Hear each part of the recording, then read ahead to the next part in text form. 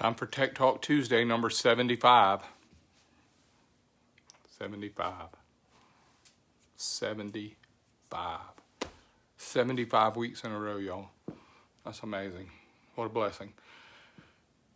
Let's get me, let's see, we're almost 6 o'clock. Give me, everybody got me? Everybody got me loud and clear? Hey, Tiger, Mac, Charlie, George. Good to see you guys, man. See your names on here. Daryl Hutchins, howdy, kid. You know, I see, hey, John, I see some fellas older than me on here. Ken, man, that's not you. You ain't older than me.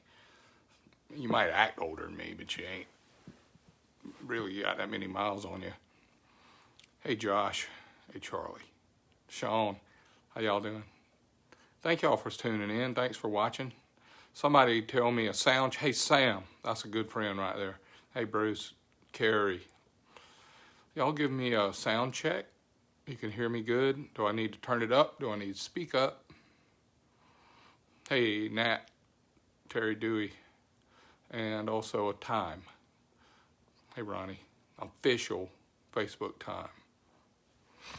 Bruno, Vince, Sam, good to see you, brother. Happy New Year. Hey, Ken. Yep. Look, I'm just a a country boy from South Carolina, moved to Georgia, now moved to Tennessee. And thank you, Bruce. I appreciate you guys. I wanted to tell you that I'm thankful to be here all the way in 2021. Who would have thought we'd have made it this far, right? Thank you for the sound good. Got the sound check. Thank you. Tech Talk number 75. I know. Isn't that crazy? 1802. I was back a long time ago. That was right after the Revolutionary War, wasn't it? Hey, Patrick, Ronnie, thank you all for that time. Thank you for the loud and clear. I got some good stuff I want to talk to you about today, and maybe you can hold me to it. But I jumped around a lot because I haven't been prepared. I'm in Tennessee. I am in Hendersonville, Tennessee. That's about 10 miles from Nashville. Weather's nice. It's about 45 to 50 outside, blue skies. Hey, Jackie. Hey, Michael. I'm thankful to be here. I've still got to go back to Georgia. I got a lot of stuff there at the Star Racing shop that we have to bring here. But I got some good stuff to talk about. I wrote a couple of notes. I wanted to talk to you about dry sump, wet sump, the different types, what our Harleys are versus some Chevrolets, Suzuki's, Kawasaki's, different style engines, Ford, Chrysler, Mopar. And also I wanted to talk about the reticle compression ratio, and I wanted to talk about cranking compression. And there's a few things I know you guys want to know about. I know you've been excited about talking about rings and talking about pistons and all those things. So there's a lot to cover. There's a lot of subjects. There's a lot of cool ideas. I'm thankful that, hey, Par. Hey, look, I'm sorry, Par, Pee-Pee, Wheeling. I know that this is turned sideways. I know. This is Facebook Live, and it has a really unusual deal. And when I video anything else, because of you, my brother from Sweden, because of you, I turn my camera this way, and I'll make a really nice pane, and I'll make a nice view, but I am still trying to learn it. Hey, Porting Service, Shoddy, and them, Pryor. That's an old brother right there, Greg Birch and them. I want to tell you hi. Thank you all for tuning in. Bubba, Pryor Nance, that's prior to Nance, so that would be after Terry, or no, that's before Terry, is Pryor Nance. That's right. No, that's Vance. Anyway, your name is not Pryor Vance, is it? Pryor Nance. Hey, boy. You a Tennessee boy, too, or North Georgia or something. You can't hardly decide, can you? Hey, Doug. Yeah, Par, I know, right? I'm sorry. How you say that? Do you say Par, Pee-Pee? Just tell me, is that close? I know you're from, like, Sweden or something. Hey, Netflix has got some crazy TV shows on that come from Norway and Sweden and all that stuff. It's kind of cool watching that stuff. But I have not learned Finglish yet. You know, my friends from Finland, they speak English better than I speak Finnish. So I saw where my man has got his, Jaska's got his Finglish going on, doing a good job. Perfect Finglish, he calls it. Close. Okay, good. I'm done with that. All right, Larry, you have a dyno sheet on a 30-30 camshaft. Yeah, not with me, but it starts off over here, and it goes up, up, up, up, up, and the stock one starts over here and goes not so up, up, up. Stock cam goes like up to about 78 or 80. And then when you put the 30-30 in it, it goes up, up, up, up, adds about 20 horsepower. And it starts off early. So I don't have one in front of me. Hey, Laurie, my favorite class. That is so sweet. I bet you didn't know me back when you were in school. Oh, we're all in school, aren't we? We learn something new every day. That's Miss Loebness, her Loebness, right there from.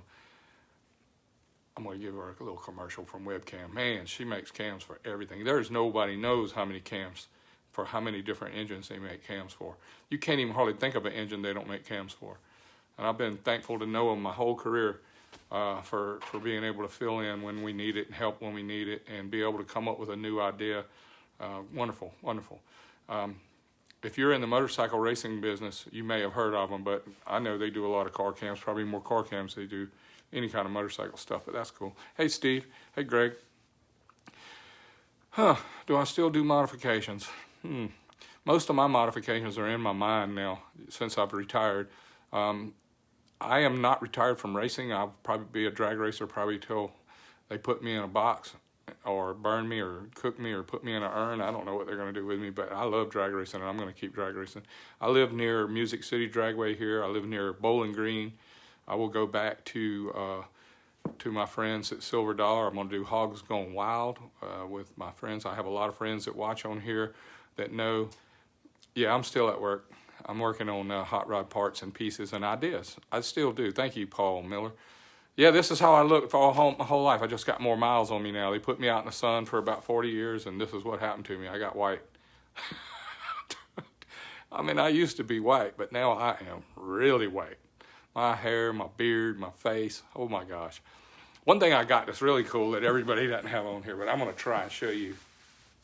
I got on jackalope socks. Can y'all see this? Yeah, jackalope. I don't know if it's supposed to be a deer or a rabbit.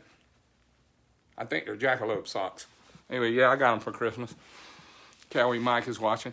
All right, I'm gonna go and talk to you a little bit about oil pumps, and I want to tell you some ideas. Please, you guys, understand that this is my opinion. These are my thoughts. This is not the gospel, but I'm going to talk to you. You know, everybody that's into the motorcycles and the Harleys. Hey, Riddell, we know about sumping, not supping, not dumping. But if you type on the phone like I do and you try to write the word sumping, S-U-M-P-I-N-G, it comes out dumping. Nobody's ever heard of that word. 1878 in Florence. Hey, man, that's old Andy Martin. Wow, Jason Booker. Anyway, sumping is, there's several reasons we have sumping. And my friend T-Man, TR, taught me a long time ago about the twin cams when I had one that just lost about 40 horsepower one day on the dyno. It must have been 15 years ago. And I called him up and said, what the heck is going on here? And he said, check and see if there's oil in the bottom of the motor. And I said, yeah, there's oil in the bottom of the motor. He said, no, in the sump. It's not supposed to have oil in the sump. It's supposed to be in the tank. And I said, I checked the oil in the motor. Yeah, it's got oil in it. No, pull the sump plug. I pulled the sump plug. Bam-o, a couple quarts come out. He said, yeah, you got a leak somewhere between your oil pump and your case. Maybe that O-ring, maybe something's wrong, maybe somebody messed up. It was new. So I took it apart. Sure enough, they had a broken O-ring on the back of the oil pump. So I learned about sumping that day. Yeah. It's late for me to be up. There must be something wrong. You guys are so funny. Drag racing's better than plumbing. Oh my gosh. Check this out, man. Look what Jackie found when we were unpacking. That's backwards, ain't it? Bryce Mechanical Contractors. This was a long time ago. It was the 70th anniversary. This is where I worked when Jackie and I were trying to go drag racing while I had a regular job. Anyway, I'll tell you about that another day. But back to the oil pump before you run out of time. I waste a lot of time talking about just junk. But anyway, the oil pump deal is on our Milwaukee 8s, our twin cams, and many of the Harleys have their dry sump, which means the oil is in a different tank that's not in the engine. It's not where the crankshaft is. That is not where the oil is. On a Suzuki GS 1100, we have, or like a Hayabusa, we have a sump where there's a tank under the engine and the oil is full of oil, and the crankshaft beats the oil up, and there's a little pickup on the oil pump that sucks the oil out of the sump, and it sends it up to the other parts, and then it drains back through the engine down into the pan, and that's where the oil lies. That's a wet sump engine, like a big block Chevrolet, small block Chevrolet, a Mopar Hemi, a Chrysler 340, Ford 351, 289. All those engines were wet sump engines. Now, my last cool car I had one of those C7 Stingrays, and it had a dry sump engine in it. That was kind of new for me to see that in a company in a consumer's automobile, that you can, a Chevrolet with a dry sump, because our racing engines were dry sump. The S&S 160 engines we raced in NHRA were dry sump, which means we had an oil tank, and we have an oil pump. We had a oil pump that we had a belt, and we would spin the oil pump up, and it would suck oil out of the tank and send it to all the bearings and everything in the engine. And then when the oil would run back into the sump, then the same oil pump had a scavenge stage that would pull the oil out of that tank and put it back out of the sump and put it back in the oil tank. That's how your Harley is. That's how your Milwaukee 8 is. So the oil tank on your Milwaukee 8 and your twin cam is under the transmission. If you look under the motorcycle, there's a pan. It looks like an oil pan. It is. It is not the transmission oil pan, but it is behind the engine. Your engine's here, and your oil pan is behind it, under the transmission. Now, the oil pump is in there with the camshaft, and the oil pump is actually pulling oil out of that tank up through the lines, through the connections through the engine, and it pumps oil to everything in the engine. Fills the lifters up, it fills up the main bearings, it fills up the rod bearings, and when all of those things are full, the oil spills back into the sump, and the scavenge stage pulls the oil out of the sump and sends it back to the tank. And the reason this is important for you to understand today is when you're sumping, let's say you have a Milwaukee 8, and we read about it on the internet, and they are sumping. That means that the supply, which is the oil pressure coming in, is greater than the return, which is the scavenge pulling the oil out of the engine back to the tank. So when you buy a really cool oil pump, you buy some kind of trick red one or blue one, or whoever's making the cool oil pumps, they always advertise more pressure, more pressure, more pressure. Now I'm going to tell you about a stock Milwaukee 8. A stock Milwaukee 8 oil pump. I think they made 7 of them from Harley. All 7 of them have enough oil pressure. They all have enough oil pressure. A Milwaukee 8 has an unbelievable amount of oil pressure. It is not a plain bearing crank. It's not a side-by-side rod where you need a lot of pressure. It is a roller bearing crankshaft. It has roller bearings for mains. It has roller bearings for rods, and ball bearings and roller bearings, and it only needs a little bit of oil pressure. And I got a little quick story to tell you about pressure. And this is my opinion, so some people get mad because they think an engine needs 20, 30, 40, 50. Some people say a racing engine needs 100 pounds of oil pressure, but it does not. I'm going to tell you about pressure, and I'm just going to give you a little analogy here to try my best to help you understand what I mean by pressure. Oil pressure or water pressure or fuel pressure or any of these pressures it's more than you need. Pressure, like if it was 0, it could be like just enough, and there's no excess, so you have 0 pressure. But if you have 1 psi, that's 1 psi built up behind the full. If you have 2 psi, 5 psi, 10 psi, if you have 10 pounds of oil pressure, that means you have 10 pounds more than you need to keep everything full. Now that's going to create an argument, and some people don't agree with me on this because they think you got to have a lot of oil pressure. Let me give you an example. Has anybody ever used one of those little air tanks? It's a portable air tank. They call them air pigs where I live. I don't know why it's a pig. I guess it looks like a little oinker. If we put little ears and a little curly-Q tail on it and have a handle on it, it's like a little pig. Anybody ever heard of a air pig? Okay, well, a portable air tank. All right, you take it to your air compressor, and you take the air hose from the air compressor. The air compressor, say, it has 100 psi in the tank, and this little air pig is empty. So you take the air hose and you stick it onto the air tank, and it starts filling. It's going, it's filling, and the gauge is on 0. And you hold the air there and hold it, and then in a little while, the air pig will show 5, 10, 15, 20, 30, 40. That's how long it took to fill that tank up till it was full. And as soon as it showed 1 psi, that means that the air tank was full, all the way full. So any more you put on top of that is added pressure on it. So you fill it up, say you put 40 pounds in the air tank, in the air pig. Pull the Schrader valve off, and the little Schrader valve on there cuts off the air from leaking out. So now you got 40 pounds in this tank. So you go outside to your truck, and you got a tire that looks low on your truck. So you pull the cap off the tire valve, and you take this hose off of this little air tank, and you stick it on the truck tire, and you can hear air going, barely moving. The gauge ain't moving, but the tire has 40 pounds of air already in it, and it needs 50, and you only have 40 in the little tank. So nothing's happening. There's no air transferring from the tire on the truck to the tank, or from the tank to the truck, because they're equal, so there's no pressure moving. What if you take that tank and you let all the air out of that little air tank, let it all the way down to 0, and then you hook it to the tire? All the air in that tire comes out of the tire and fills up the tank. When the tank fills all the way up, it may have took 20 pounds out of the tire to fill that tank up. So now you have a tank with 20 pounds of air in it, and you have a tire with 20 pounds of air in it. Both of them are low. So what does this have to do with the Milwaukee 8?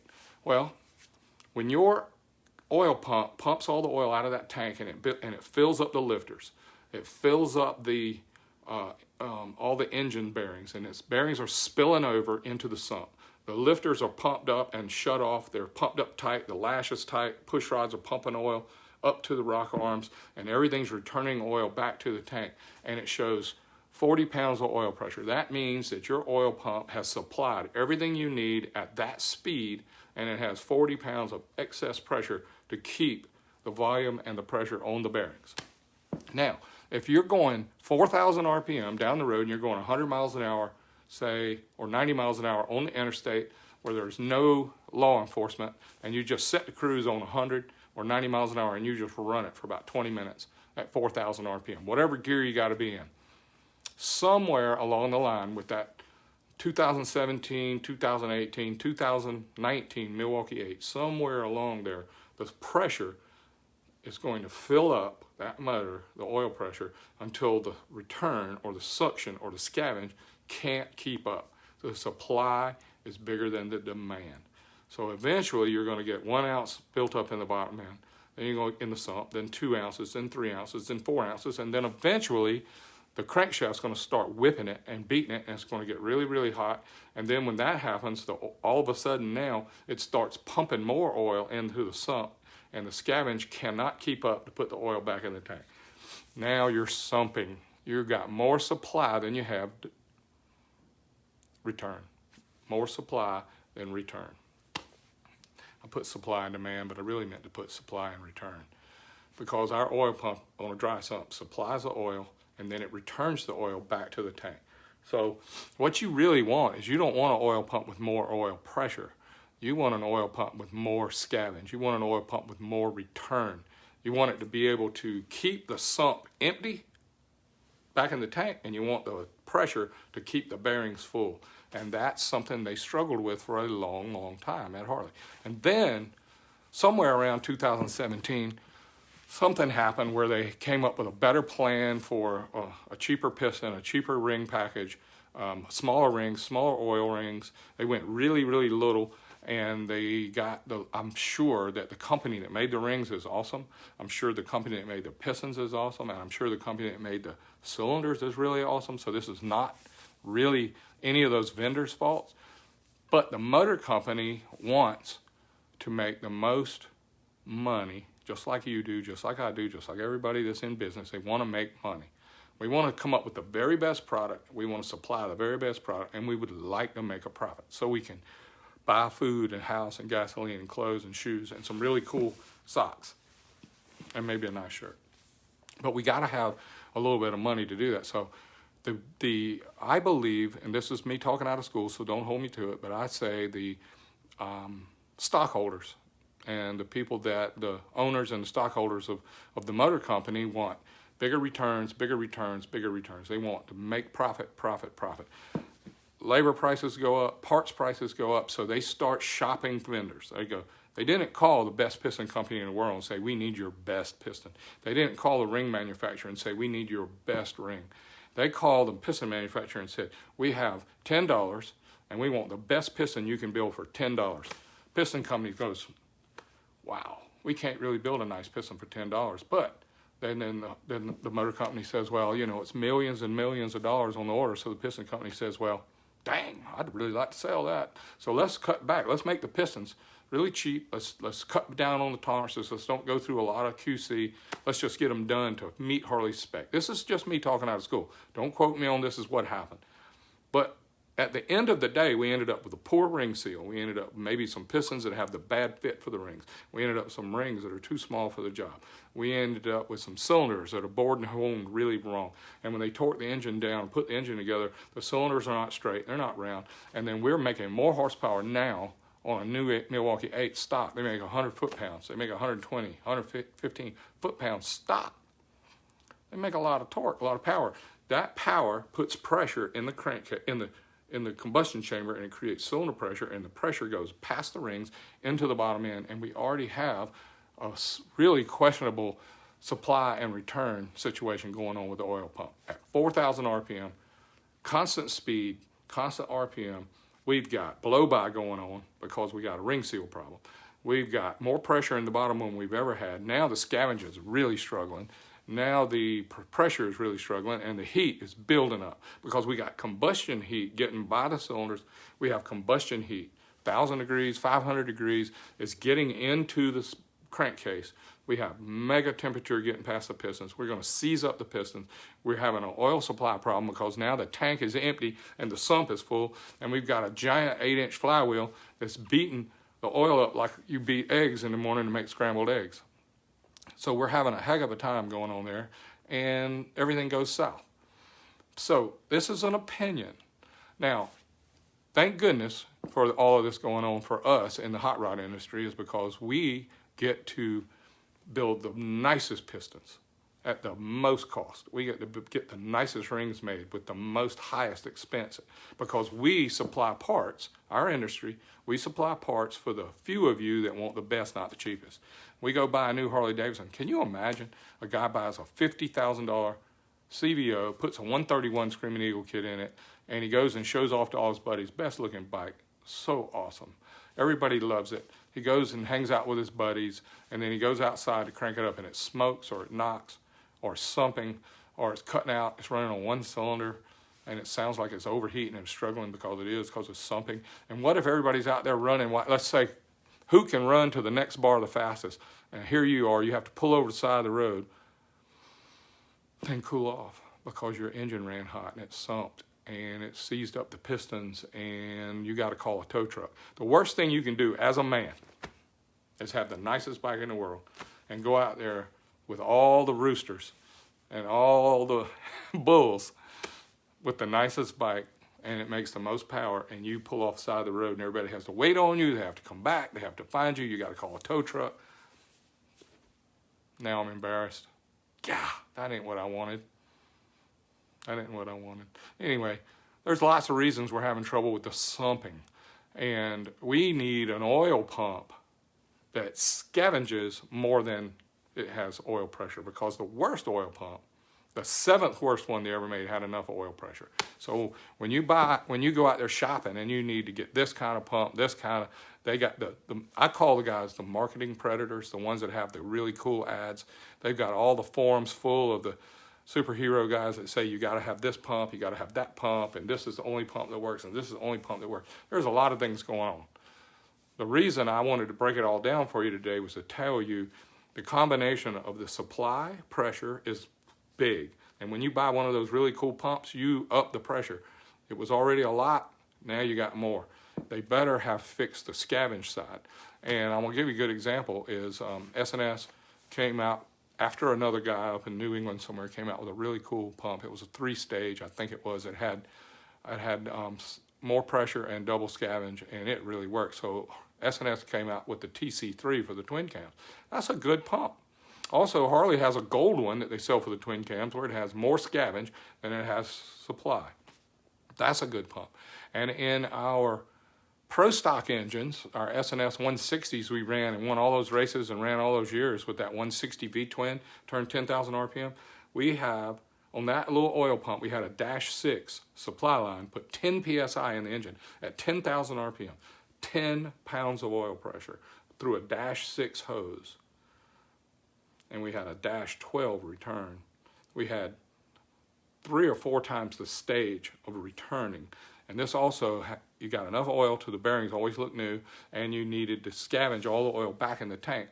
And it ended up making a lot of power because there was vacuum.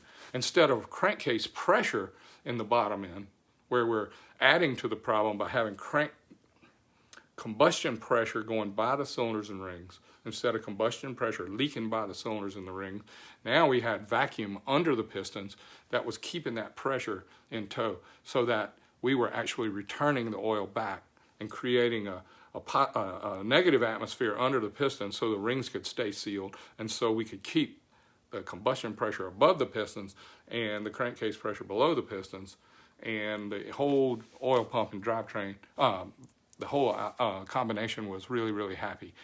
And this is a long-winded story about a little bit of pressure, but back to the pressure. In my opinion, pressure is a positive side of full. Like, I had a carburetor on my race car, and they told me I had to run 7 pounds of fuel pressure. And when I noticed is my air-fuel ratio stayed the same, and I had a fuel pressure gauge up on the cowl, and my car was so fast I couldn't look at the gauge. I mean, I would be watching the gauge, and when I'd let go of the button, turn all 3 systems on, I don't know what the fuel pressure gauge was doing, because I went from looking at the gauge to looking where I was going fast. And that gauge is over here, going like this. And my brain's 100% focused on trying to keep this thing between the walls. And then you start slowing down, and then all of a sudden the fuel pressure goes straight back up where it was. And I was like, wonder what the fuel pressure was. So way back then, we decided to get a data recorder and record the fuel pressure. And you could see that I was losing fuel pressure going down the track. Maybe it would go from 7 pounds, they told me I had to have excess pressure to the carburetor to keep the float bowls full. And then when the pressure would drop going down the track, I would run lean. That's what they said. Well, when I bought the data logger, I also got wide bands, and I put them in every cylinder. First, I put them in the collectors, and I could see that if it went down from 7 down to 5 PSI, from 7 PSI fuel pressure down to maybe 3 PSI, my air-fuel ratio was still perfect. And the reason it was is because the float bowl was still full, and the jets were still submerged, and I was getting plenty of fuel to the engine, and I was down to 7 pounds more than I needed, down to 3 pounds more than I needed. But if it ever went to 0, that means the float bowls may have emptied, and when the float bowls emptied, then the jets were sucking air, and then I was leaning out, and I would burn the engine up. So I just wanted you to know that's one way you learn about how this pressure deal works. So more pressure. In other words, let me say this. If my car would go a 790 in the quarter, set up with 7 pounds of fuel pressure, how fast do you think it would go if I doubled it to 14 PSI fuel pressure? Same. It would just flood over because the needles and seats couldn't hold it. More pressure ain't the kick. Just like an oil pressure. You need enough, you need excess, you need a supply, but you do not need more oil pressure in your Milwaukee 8. That is my opinion. And I'm going to flip over to the screen right quick and show you a couple things. I want to show you this. I want to show you that it is Tech Talk Tuesday, number 75. I forgot to talk about theoretical compression ratio. Please remind me, I will. And I forgot to talk about cranking compression because I ran out of time. God bless y'all. Thank y'all for watching. I got up on the tire talking about oil pumps. I ran out of time. Thank y'all for watching. God bless y'all. Have a great night.